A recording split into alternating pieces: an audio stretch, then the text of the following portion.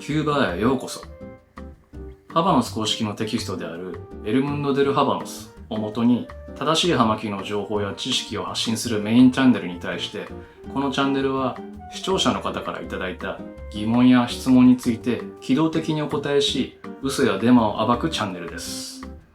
もちろん単なる想像や思い込みではなく、メインチャンネルと同じく根拠のある客観的事実やキューバを視察し、信頼のおけるソースを元にした回答です。名前はハバナの空港にあるキューバからもらいました。キューバと質問にかけたハイレベルなセンスが伺えますね。さて、早速ラムスキーさんからいただいた質問についてお答えしていきましょう。キューバのタバコ畑についての質問ですね。3月下旬、キューバに行ったという人がタバコ畑に全然人がいないと言っている話を聞きました。本当でしょうか？ストライキが起きたりして誰も働かなくなったんでしょうか？畑を見に行ったら全然人がいなかった。収穫量も激減して農家の人は町を出て行った。キューバの畑でストライキが起きた。畑で働いている人の給与が低いため、物価は高いが、給与が変わらない。特に若手が少ない。若い人はタバコ農家なんかで働きたくない。葉巻の収穫量は 60% くらい。質もとても下がった。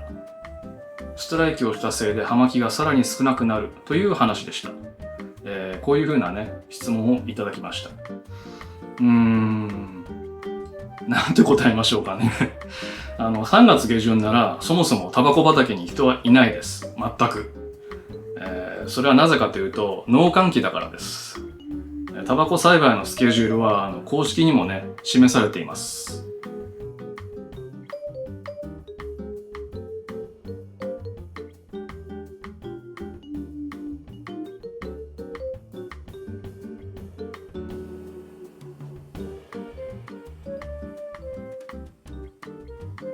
スモーカーなら特に知る必要はない知識です。提供者とか販売者でも知ってる必要は特にありません。ただ、もし葉巻に詳しいと自称している人なら知っていないとやばいミスです。農場でストライキが起きたかは知りませんが、キューバでの労働争議は世界の他の国と全く同じ。よく耳にしますね。十数年前、キューバに初めて行った時にも聞きました。そもそもキューバっていうのは共産国なので、労働者の団結とか交渉は公然として認められてます。今年の5月1日にも毎年行われるメーデーを見ました。世界で行われる労働者の祭典ですね、メーデーっていうのは。労働者が権利を要求するために行進とか集会を行って、団結の威力を示すことですね。共産主義でこういう行為が認められているのは葉巻に関係なく一般常識だと思うんですけれども、畑でね働いてる人の給与が特別低いっていう風なことも別にないんです。むしろ昔より高めなんじゃないでしょうかね。共産国家なので、政府の高官だろうと農家の方であろうと、等しくみんな貧しい国です。ここら辺はねジェトロとかにレポートが載ってるでしょう。タクシーの運転手とかホテル勤務とか外国人からチップをもらえる職業は余力があるのでみんななりたがるんで、若者がハバナにね流れていってしまうっていう流れは、もうずっと昔からそうです。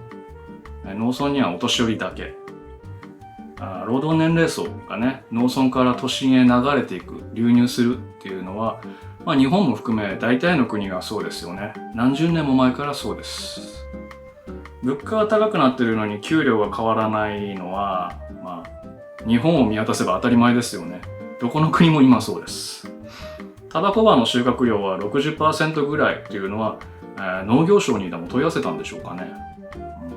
具体的な数字を出すならエビデンスっていうのは不可欠です。必ず必要ですよね。葉巻の原料に対して需要が旺盛なのは、ハバノス SR が設立された時から変わってないです。さらに何年も前からのトレンドでしたけれども、ここ数年は中国がさらに旺盛な消費購入を見せてますので、それは数字にも表れてますよね。そもそも元からハバノスは材料不足、品不足です。これは何十年も前から変わってないです。これね、農家の人の個人的な感想を全体の数字にすり替えるのは筋が悪いですね。個人の感想でしょう。さて、次の質問ですが、なぜ葉巻が日本に入ってこないかの質問です。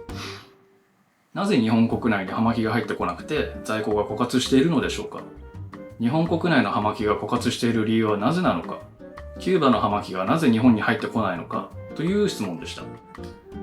これはね、先ほどの葉巻がさらに少なくなるにもかかっているので、説明しましょう。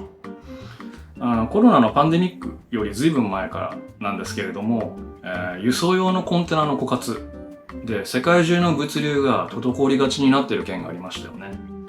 これは中国が膨大にそのコンテナを抑えていたからなんですけれども、パンデミックはそれに拍車をかける形になりました。つまりロックダウンですよね。世界的な港湾労働者の人数の制限であるとか、経済活動の制限であるとかなどなどですが、これによって世界的にあらゆるものの需給のバランスが崩れました。物不足ですよね。特にこういう嗜好品なんて食料品とか衣料品に比べれば格段に緊急度、重要度が落ちますので、どの国も後回しにねされてしまってるんですよね。メーカーとか飲食店の人は骨身に染みてると思うんですけれども、普通のお酒でも海外のものはずっと品薄状態、高値状態ですよね。でもね、生産国では工場は回転しているので在庫が積まれてる。葉巻も全く同じです。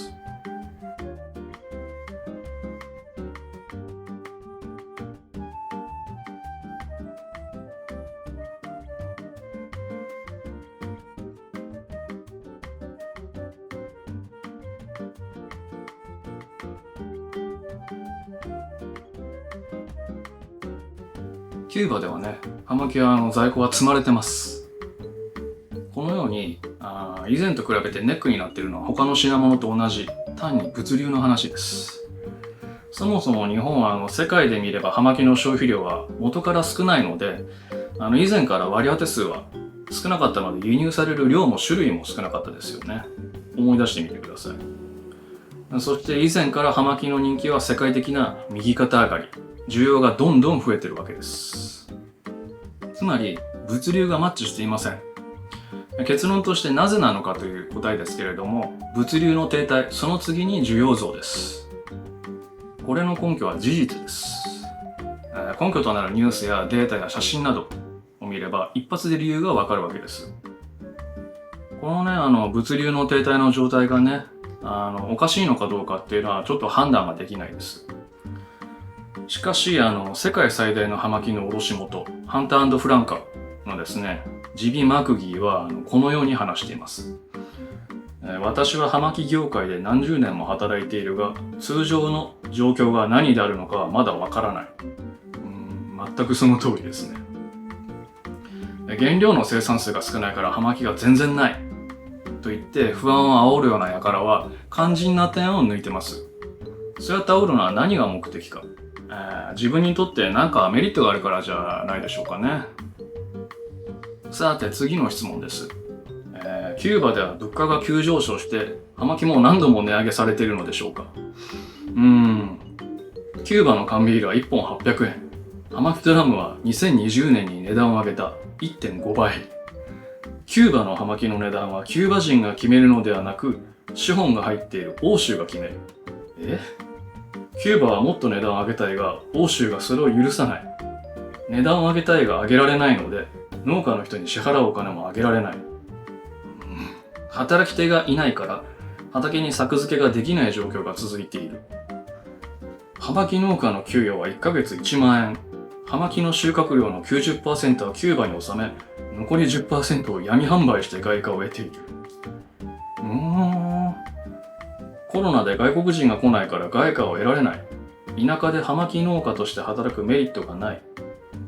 収穫量減とストライキが重なり、今年はかなりの収穫量減が予想されるという話を聞きました。こういう質問が来ましたけれども、キューバの缶ビール1本800円っていうのは初めて聞きました。すごいぼったくりのお店ですね。いやー、マジでそんなの見たことないですけれども、そうですね、じゃあ、一流ホテル、ハバナの5つ星ホテルのレストランと、キューバのね、地元民御用達の店のビールの値段を比較してみてみましょう。今年の4月です。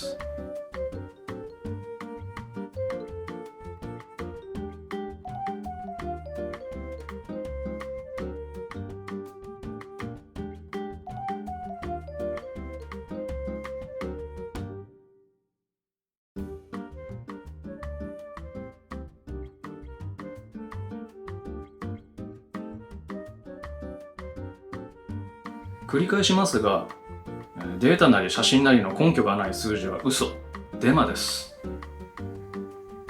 ハバナの5つ星ホテルメリアハバナのレストランラスカーラでは、ビールは1本 150CUP、これは6ドルに当たります。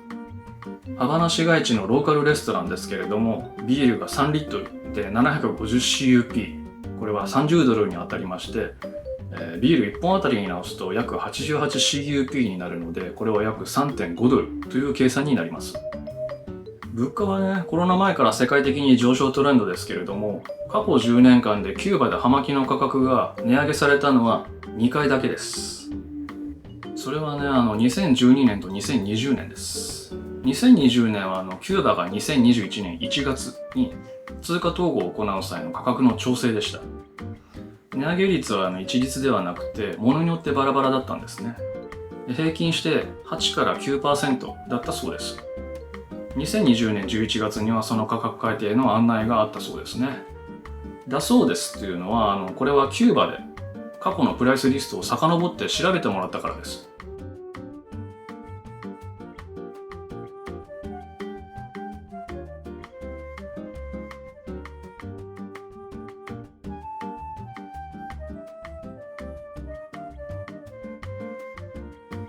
調べてもらったのは、ハバナのカサデル・プレシデンテというラ・カサデル・ハバナです。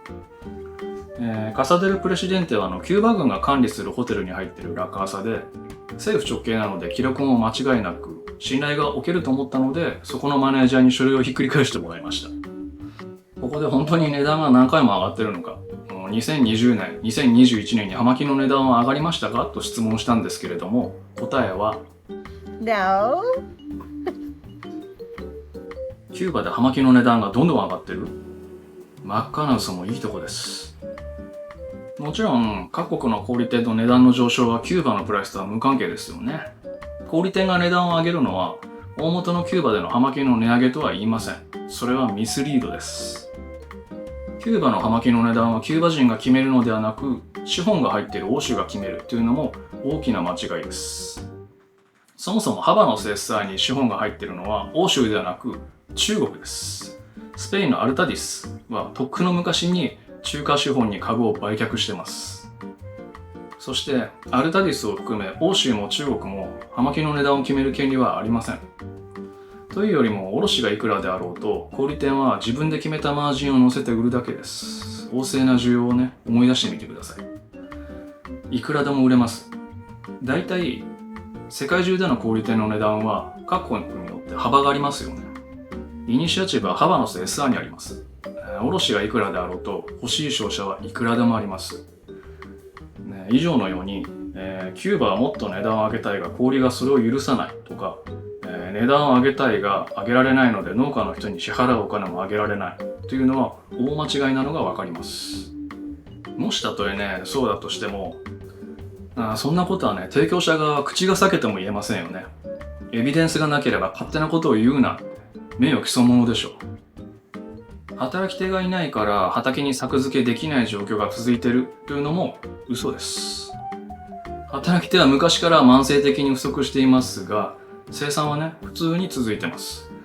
農閑期の畑だけ見たらね、誰もいないから何も作ってないように見えてしまうかもしれませんが、葉巻農家の給与は1ヶ月1万円というのも嘘です。根拠は何なんでしょうかね。AFP の調べでは、日本円で月に3万4000円の稼ぎがあります。これはキューバ国民の平均収入を上回ります。コロナで外国人が来ないっていうのもこれもまた嘘です。こっちはロイターの情報ですけれども、2020年1月には昨年同期の4倍近い8万人超の観光客が入国したと報じてますね。収穫量減とストライキが重なって今年はかなりの収穫量減の予想っていうのも眉唾ですね。幅の生産はそういうふうに発表したんでしょうか。そもそも葉巻は収穫したタバコ葉をすぐに製品にするのではなくて、過去にわたって収穫した材料、これを熟成させてその組み合わせで製品を作ります。なので直近の不作は葉巻の生産量に反映されません。2014年と2015年に起きたエルニーニョ現象がそのいい例です。どこの発表なんでしょうかね。その情報は個人の誤った予想と感想をね、さも事実のように扱うのはフェイクニュースと同じです。もちろんつい先日に幅の精査が値上げの発表しましたけれども、これについてはまた別の動画で解説したいと思います。次は葉巻工場についての質問です。葉巻工場では原材料がないから葉巻を作れず、貧しくなったため工場を辞めてたくさんの人がキューバから出ていったのは本当でしょうか。3年前と比べて葉巻の生産量は 60% 減、1日1万本以下に落ちているのでしょうか。パルタガス工場に見学に行き動画を撮ろうと思ったけれども限界体制でできない。ハバナに葉巻の工場は5つ。パルタガス工場ではもともと250人の従業員が葉巻を巻いていたが、今は100人しかいない。80人から90人。理由は葉巻の原材料がないから。減った人たちは少し裕福な生活をしていたが、今の生活に耐えきれずキューバから出ていった。3年前と比べて葉巻の生産量は 60% 減、1日1万本以下という話を聞きました。こういうご質問ですけれども、パルタガスの工場はね、12月に訪問した動画をアップしましたのでね、ぜひご覧ください。ただの観光客では無理でしょうが、俺は撮影できます。別にね、限界体制で締め出してるわけではなくて、単に顔が利くかどうかっていうだけの話です。キューバの暮らしが嫌になって他の国に出るっていう流れは、ケネディ大統領以降ずっと続いていることですよね。現在キューバの各工場はコロナ対策で一度に工場に入れる人数を制限しています。生産計画に支障が出ないよう感染予防を行っている。なので常時工場にいる人数は少なく見える。これはパルタガスの工場で、動画を撮った時ですね。その時の工場のマネージャーの話です。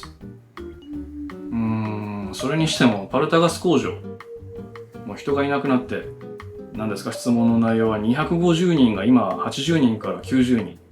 原料がないため葉巻の生産量は3年前と比べて 60% 減の1日1万本以下っていうのはね、どうもおかしな数字ですね。トルセドールが1人が1日に巻く葉巻っていうのはですね、本数の基準は最低で50本です。50本を数人で巻くのは人件費の無駄ですから、どんな状況でもこれは変わりありません。とすれば90人なら1日に4500本、月20日稼働で1ヶ月に9万本、1年で108万本という計算になりますね。3年前生産数が 60% 多かったというのなら年間270万本だった計算になります。ところで2019年のプレンサ・ラティーナの報道では、キューバでは年間1億5000万本が製造されたということです。単純計算で250人なら56軒の工場がないと勘定が合いません。合理化のために統廃合される前の最も工場数が多かった90年代よりも多くの工場がないと数が合わないことになりますね。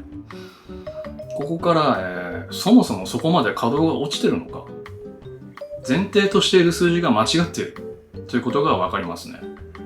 1日に1人が巻く本数を少なく見積もってもこれは勘定が合いませんし、この話の出どころはね、一体どこなんでしょうかね。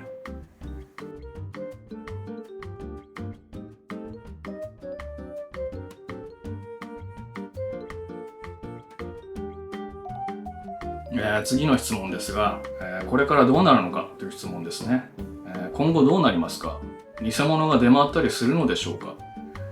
作付けされていないからコロナが収束しても回復する見込みはない。その事実をキューバ政府が隠蔽していた。コイバが不足している理由はリミターダ2021を優先しているから。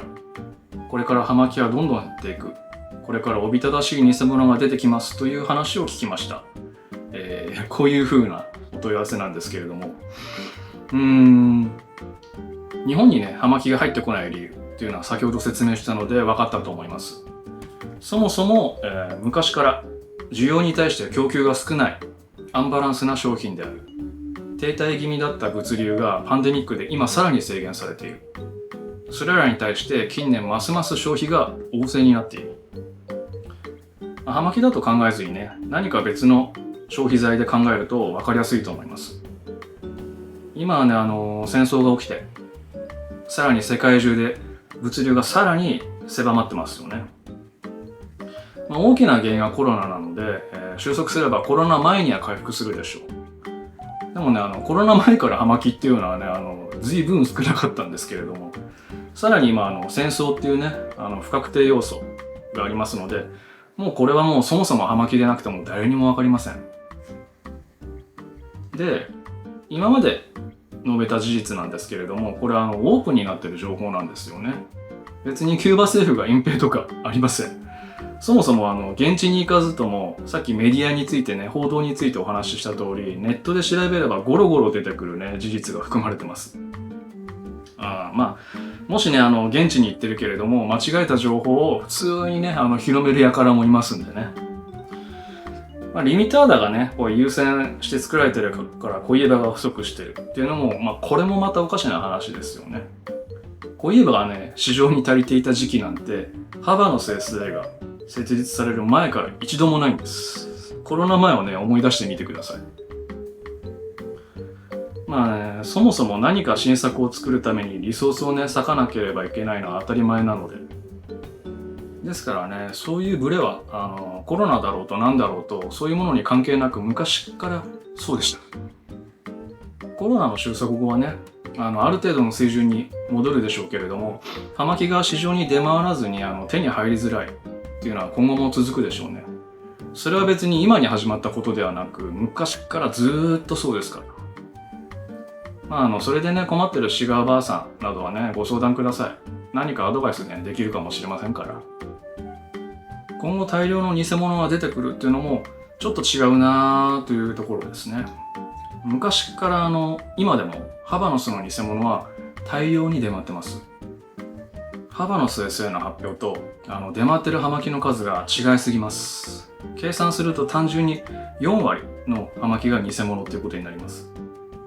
本物の見分け方は一般的に知られている方法から隠されている方法までいろいろありますけれども、匂いだけでは絶対に判断できません。断言します。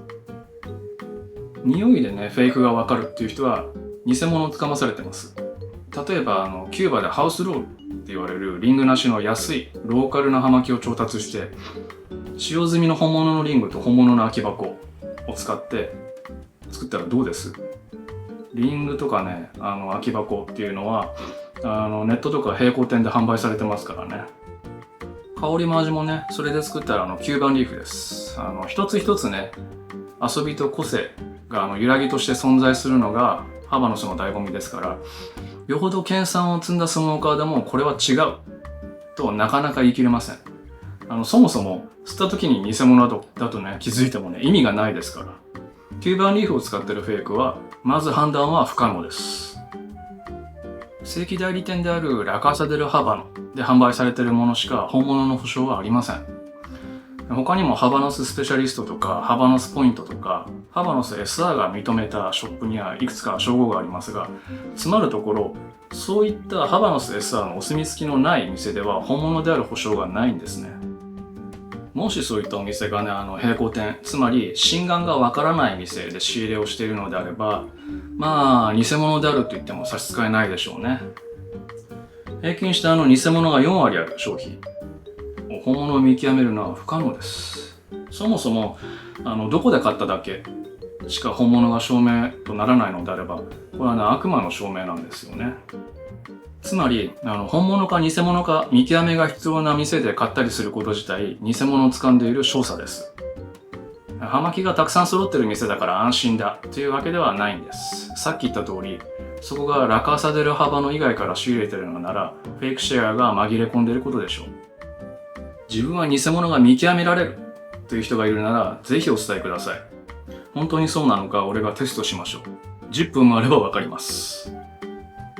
一つでもね、フェイクシガーがあれば、他が本物だろうと何だろうと偽物を置く店です。あれですね。お水が詰まったボトルにウイスキーを1滴垂らせば、お水の詰まったボトルになる。で、ウイスキーの詰まったボトルにお水を1滴垂らせば、お水の詰まったボトルになるということです。日本でもね、偽葉巻を商う店はね、後を絶ちません。昔からありましたけれども、最近はね、動画配信とか SNS の発達がね、一役買ってるみたいです。おかしな店はね、発信する情報が矛盾してます。間違いを総括したりせずにスルーしたり、なかったことにしてごまかすのですぐにわかります。ネットのね、炎上商法に近くて、嘘や大げさ、あることないこと広めて注目を集めようとしているのは要注意です。俺がお答えした内容はちゃんとエビデンスがありましたよね。エビデンスもなく注目を集めるために根拠や証拠や裏付けのないフェイク情報を拡散するのはフェイクシガーと同じぐらい害悪です。間違った説明をわざとするのは嘘つきだし、知らずにするのはバカですよ。さて、最後までご覧いただきありがとうございました。こちらで取り上げてほしい疑問や質問はコメント欄や各種 SNS でどうぞ。それではまた。